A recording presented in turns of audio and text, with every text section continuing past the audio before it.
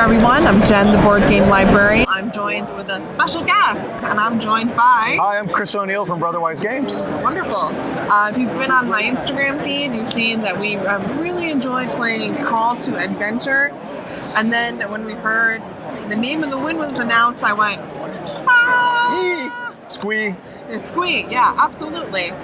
So let's talk Call to Adventure. Yeah. Okay, so as your viewers probably know, Call to Adventure is a hero crafting game. You start with an origin, a motivation, and a secret destiny. It's sort of well seated in the tropes of fantasy fiction. So there's the orphan who goes on to become the secret royalty, that sort of thing. Over the course of the game, as you have your, this origin is a trooper. As you face challenges or acquire traits, you add them to your tableau, and it's a little bit of an engine builder because each of these cards gives you some new abilities and things that you can do. The game proceeds over 3 acts, each act getting more and more difficult than the other. At the end of it, the hero with the greatest destiny wins. Destiny points come largely from your destiny. It tells you how many points you'll get from different things, but they also come from different challenges and from spells, that sort of thing. So the great thing about it is whether you win or not, at the end of it, you've got this story of your hero as they progressed from a lowly trooper to a noble knight or whatever their destiny was. So it's a lot of fun. It's great. If you're one of those kids like me who was always building D&D characters but never getting around to play D&D, if you love that character creation, love that storytelling side of things, you're going to love this game. It's a lot of fun. It's been a really great introductory RPG of sorts in our household because neither one of us are natural RPGers. Yeah. So what's in the name of the wind? What's going to add? How is it? Yeah. So the neat thing about Call to Adventure is that each of the expansions is set in the world of a famous fantasy author. So the first expansion is Name of the Wind, Patrick Rothfuss. This is a shuffle-in expansion. You have to have the base game to play this one. Okay. If you're familiar with Rothfuss's books, they're very character-driven, all about the development of both the hero over the course of the story, the trials, the tragedy. So that was actually the books that inspired the base game. So we went to Patrick and we said, look, your books inspired this game. Let's do an expansion. And we did. So in this one, you pull some of the cards out of the base game, cards that don't fit, like dragons or wizards, things like that.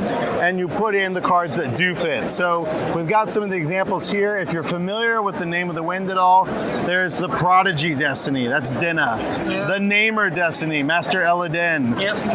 The University Master. There's troopers, there's traders, new origins, new motivations, all new cards.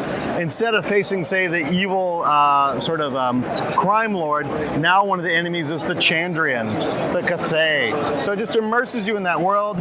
We spent months working with Patrick and his people on the art, so that we wanted to get just one of the defining representations of his books in terms of the art. It's gorgeous. It does have a solo mode and a cooperative mode where you play against the adversaries. Oh. So if you want to, in this one, crushing debt is one of the adversaries you can face because we know that Kvothe struggles with money in his books. Coming out in 2020 is the second expansion, which is Brandon Sanderson's Stormlight Archives. So, and then we'll just sort of keep going. It's so much fun. People just love playing in these worlds, making characters. They tell us even if I lose, I don't care. I had a great time building my character. It's absolutely it.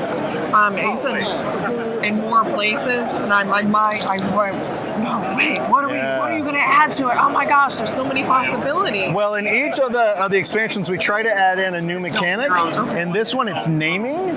So some of the cards have icons, which, for instance, the Skin Dancer attack, if you slay a demon, that has an iron icon down there. So if you get one of those, whenever you fail a challenge in this, you can try to learn a name. So in the books, naming is sort of this very powerful, but very quiet magic, where if you learn a thing's true name, you're able to control it. So here you may attempt to learn a name, and when you do, you automatically succeed at those paths later on. So it's rare that you learn a name, but it's such a neat thing when it happens. You feel it's like a great feeling in the game. Yeah, that's awesome.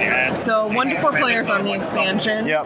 Not going to add any more time? Add a little more time? No, this one it plays exactly the same length of time as the other one. Okay, and price point, you're thinking? This is, I think, $20 $20 just to get the expansion. Adds in over 80 new cards, I think. That's awesome. And the base game, too, is very affordable. It is just $40, and it's a hunk of game in here. My favorite part is always just chucking the rune stones. Yeah. Oh, we should have grabbed Throwing some your runes. Yeah. You don't use dice. You use two-sided runes in the game. So much fun. Yeah. Awesome. Thank you for joining me today, and Chris. Thank you. Looking forward to it, and we'll see you next time.